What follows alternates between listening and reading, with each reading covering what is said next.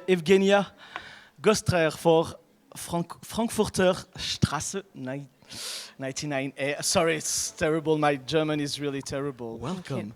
Thank you. We had you first. Well, you had a film called sorry for the pronunciation, Ramen. Yes. That was kind of pretty successful. It was in Annecy. Yes, it was. It was in a lot of places. I remind you, it's a frame with body parts in clay coming, and a really beautiful movie coming from School of Art Design of Kassel. Yes.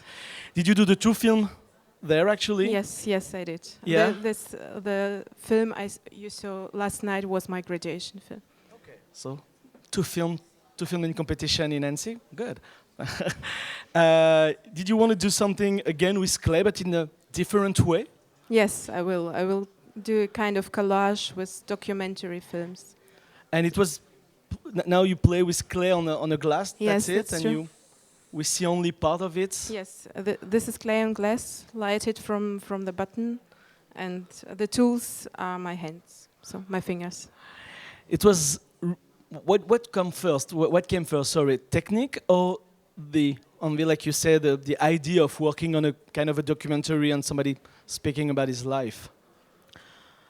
Oh, was probably both at the same time. So at first I read a story in a newspaper about a man who is meeting a cat every day at the same time at the same place for 8 years now. I was really, I remember the story for 3 months, so I decided to ask the writer to rearrange it in my way. And I was playing with clay all the time, so I was looking for a way to express this. So it was like the same time, both. It's interesting because it's a way of showing again not everything. We really see part of it, and the sound design is even not more important, of course, but really take a huge part of the film. Did you work the sound design again, maybe before the film, the visuals, or? No, it came later, and the voiceover came later. Also, it was really the last part. It wasn't planned.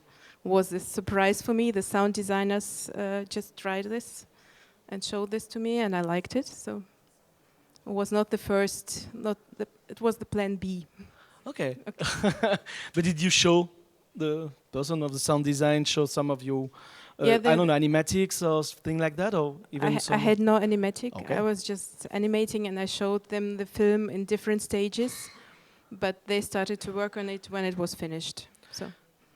Did you come with the visual right away, or did you had a lot of work maybe at the time? You know, everything was on the on every images, and you put out some clay, or how did you make it that way? Well, I started with pictures which were full of clay, and I decided that it doesn't have to be much to express things I thought about. So I decided to less is more. So it came. It's like in Ramen. Sorry again, but in Ramen it's the same thing.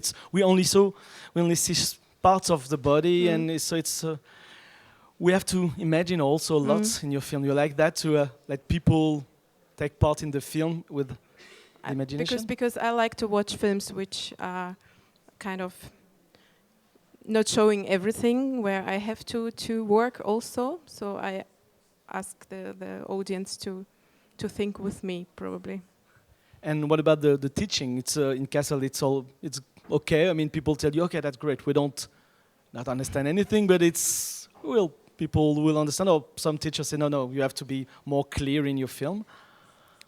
Well, the teachers are very open to this, what we think and do, and they left it to me how to do it. They warned me that it's probably dangerous to leave some open to leave this open space. Too open. So, but I just felt that this is the right way. So. It's good. You're in competition, and your film is working. It was a recording of an actor or the real guy who had an appointment with a cat for 8 years? No, it was a friend of mine who was improvising. He was told the story, and it was the first take. No, this was the second take, because the first take was in German. and then a couple of weeks later we did it in English. So it was completely improvised. I had no written text. And it worked like that. Yes. Sometimes it's good to have a meeting like that. That's incredible because it's really works so well in the film that you think it was maybe, rehearsed a lot and maybe, words say, oh no, I won't use that one. It doesn't feel right. No, it was really the first take, yes. Okay. When we do film like that, what do you want to do after that? Keep doing short film? Yes. Going to, Yes, I founded a group of filmmakers with friends together. So we're like creating our own films but supporting each other. So, this is my plan to work and to go on with short films. There is a lot of work in German animation nowadays? What do you mean? I mean, what do you mean with work? Jobs? Yeah, well, not job or, short film or, commercial, but I mean, in your company, can you get, because when you think about animation in Germany, there is a lot of great stuff, but, and there is a lot of long feature film in 3D. Yes, that's true.